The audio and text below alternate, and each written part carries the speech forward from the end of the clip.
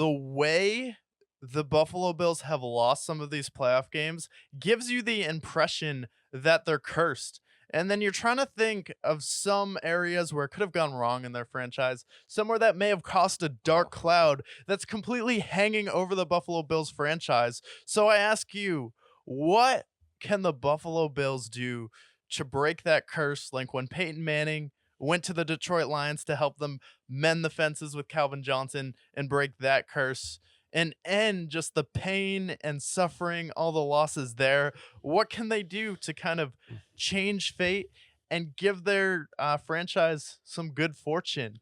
Well, to double down on that here, whether it's Peyton Manning and Jeff Bridges going to Detroit and summoning the god of Bobby Lane, or as a Red Sox fan, I can speak to the Red Sox. What did they do in 2004 after the heartache of 1986, Bill Buckner between the legs? They brought him there and celebrated him, despite him being an infamous figure in Red Sox history. Yeah. So what the Bills need to do is they need to go to their infamous player of their history. Okay. Who that would be? Well, you look at Bills history. Well, it's not Jim Kelly. No. It's not CJ Spiller. No. It's not EJ Manuel, although you could argue EJ Manuel as well. Tyrod. You want to talk about the face of Buffalo before Josh Allen? It's not Jim Kelly. No. It is none other than Orenthal James Simpson. Orenthal James Simpson. And now I have some interesting numbers I'm going to pull up here. I was going to save it for the recap, the preview, but I think it's important because you know what their record was. So Orenthal James Simpson, he was on their team from 1968 to 1977. Good and run. when he retired, he was the third all-time leading rusher. He was arguably the greatest running back of all time, the first and only running back to run for 2,000 yards in a 14-game season. Absolutely impressive, 155 yards a game. Well, after he left, they didn't have much success. They made a couple of playoffs, nothing here. Well, in 1991, he was inducted into the Bills Hall of Fame. Do you want to know what followed? Super Bowl, Super Bowl, Super Bowl, Super Bowl. No, they didn't take it. They won 4. They made it to 4 straight Super Bowls. And then something happened in 1994 that all of us are very aware of. What Orenthal happened? James Simpson was accused of murder. And obviously there was that big trial. Well, after that happened, obviously, Orenthal James Simpson, not in the same light as he once was, not being offered Terminator, kind of had a weird stigma around O.J. Simpson for some reason. Well, after that, they were 239 and 243 since 1994. I would say that's pretty average. And if you take out the Josh Allen years, 181 and 219. The curse of the Bills is not OJ. The curse of the Bills is the lack of OJ. Orenthal James Simpson. Now, you guys are going to say, oh, but the character problems, that's problematic. Well, is it problematic? I don't know. It happened 30 years ago. At this point, I think it's time we get some forgiveness. Yeah, I don't understand what happened 30 years ago because all I saw was if the glove don't fit, he ain't do it. And he tried the glove on in court and the glove did not fit. And you're saying, well, he did go to jail for stealing back some of his college memorabilia, which seemed like a trumped up charge, even though he wouldn't have had as precipitous of a career as a in-prison softball head coach. He wouldn't have been the motivator of that team. But what happened when James Simpson was a head coach in prison? His softball team was the best team in the yard there. So OJ again proved that where he is, winning follows. And to your point, the Bills, if they put more OJ there, if we can take him back and forgive him for something he was proven innocent of, someone who's charismatic, was once a national treasure in our society, popularized the famous Ford Bronco car, I feel like the Bills need him. Also, if we're going to talk about another person who was accused of murder, none other than the greatest linebacker of all time, Ray Lewis. Yeah. Ray Lewis was accused of murder. Ray Lewis, he had his falling out with the media. And guess what? They forgave him because he was acquitted. He wasn't charged.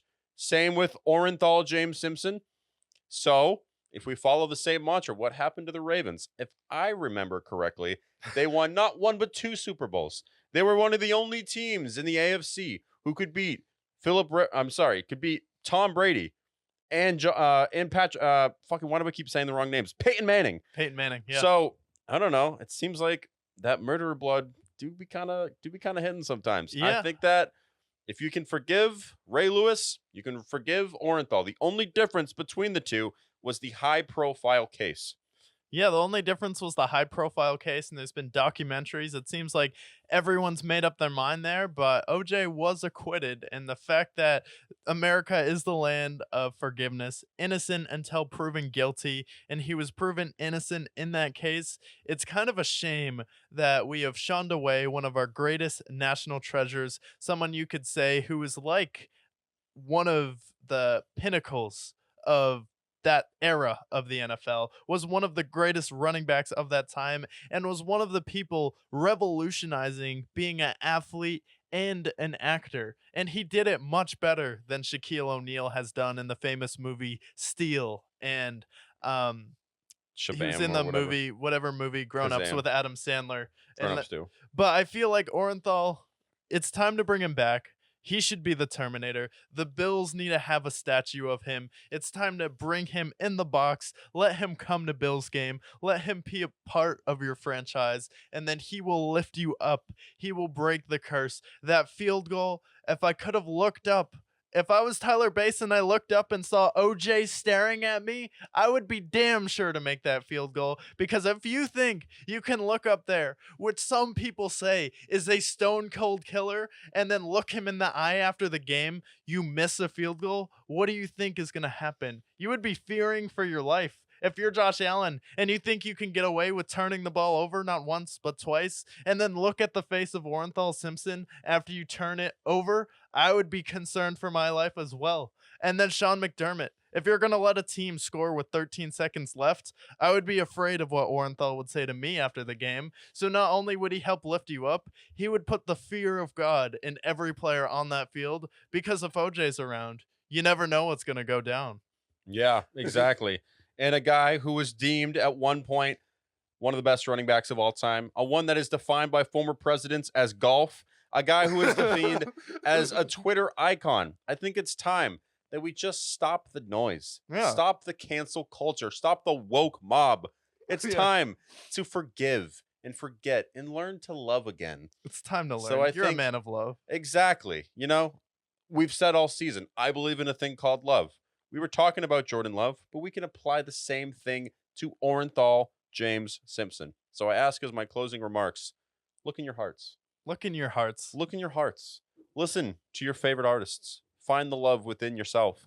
And look within, but also look outward. And I'd say, look to your hearts and say, is it time to forgive? And you know what? We're entering year 30 of that trial that occurred, and I think it's time that we all look in our hearts Yeah. and say, it's okay, OJ. We forgive you. Yeah, we already forgave Chris Brown. We forgave a lot of people. We Yeah. forgave Jimmy Kimmel for some of the things that he's done. Yeah, We've forgiven other people who have done other terrible things. we forgave Michael Vick. Yes. What you could argue what Michael Vick was convicted of doing was worse than what OJ was proven innocent of not doing.